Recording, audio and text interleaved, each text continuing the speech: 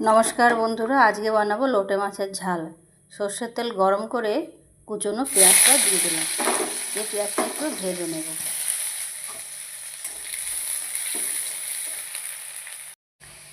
পেঁয়াজটা ভাজা ভাজা হয়ে গেছে, এবার কেটে রাখা টমেটোটা দিয়ে দিলাম। এই টমেটোটা একটু ভেজে নেব। এবার মশলা দিয়ে মেখে রাখা মাছগুলো দিয়ে দেব।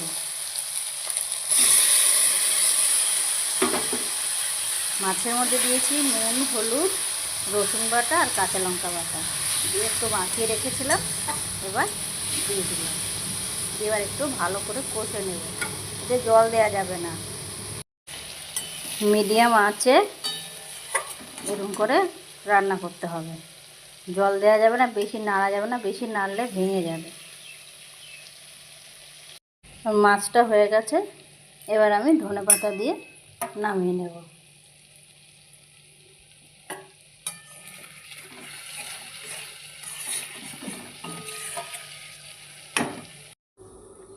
আমার লোটে মাছের ঝাল হয়ে গেছে। যদি আপনাদের আমার এই রান্নাটি ভালো লেগে থাকে তাহলে লাইক, কমেন্ট, শেয়ার ও সাবস্ক্রাইব করে পাশে থাকবেন। দেখা হচ্ছে পরের ভিডিওতে।